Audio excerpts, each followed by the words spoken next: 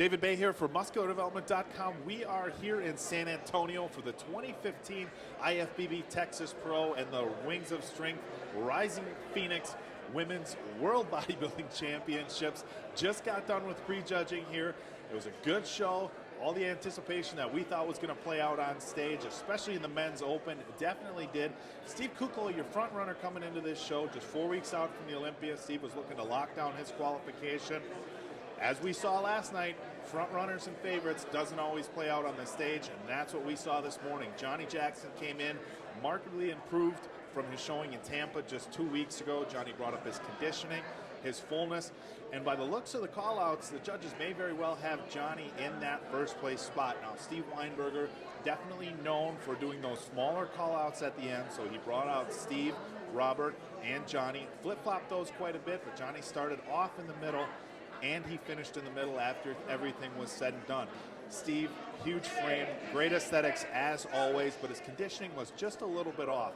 Now, is it that far off where he can't be ready for the Olympia in 4 weeks? Absolutely not. But as we saw last night with Aaron Clark, you really can't use these shows as a warm-up anymore because somebody's warm-up is somebody else's Olympia, and Johnny once again brought it.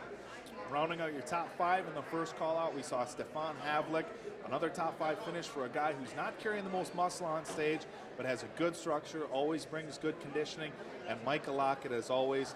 Michael, some really freaky body parts in his glutes, delts, and arms, still lacking that back thickness that he's going to really need to be pushing one of those top three spots or getting a win.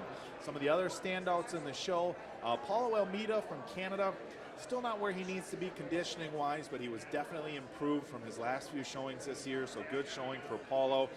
Henry Pierre Ano, aesthetic physique as always, one of those physiques that the throwback guys are really going to like, but just not enough muscle on that tall, big frame. So hopefully within the next few years we can see Henry fill out that frame, really bring something impressive to the stage for the taller guys that we just don't see these days. I don't know that we've seen a guy over 6 feet 6'2" like Gunther for quite some time. It would be nice rather to see Henry fill out his frame and really bring something impressive to the stage.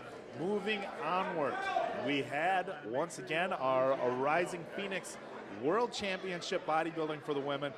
Now, I gotta say, for a world championship bodybuilding competition, a lot of the girls really missed their mark and left the door open for each other. We obviously didn't have the two biggest names over the past few years in women's bodybuilding, and Iris Kyle, 10-time champion who retired after last year's Olympia, and Alina Popa, everybody had her in for the win this year. She hurt her arm, was unable to compete. I think it's fair to say that had either one of those two girls showed up, they would have been a lock here in San Antonio. That being the case, they didn't. But the girls that did really bring it to the stage today, we kind of got it narrowed down to two, Margie Martin and Hella Trevino. Now in the top five, we had former Miss Olympia and Miss International, Yaxeni Orokin. Not as good as she was a few years ago, still carrying a good amount of muscle. Conditioning was pretty good. Deb Leshevsky, again, off her Olympia form last year, and Alana Shipp, while she brought really good aesthetics and a good balance of muscularity on a smaller frame, Alana was off her best as well, conditioning-wise. So there's a lot of girls that really left the door open for the other girls, but it looks like Hele and Margie really capitalized on that. We saw Steve Weinberger, again, a three-girl call-out at the end with Hele, Deb, and Margie, but I think if you talk to most people, including the media, everybody in the crowd, it looked like it was a two-girl race. Big cases of apples and oranges, however. Margie, a lot of muscle, very aesthetic physique, good conditioning, but not the same kind of conditioning that Hele brought. Now, Hele's got probably just about as much muscle as Margie, doesn't flow quite as well, but she really had good conditioning, especially in her back shot, striated glutes that we don't always see in some of these female competitors, really tight hamstrings, so I think it's going to come down to tonight.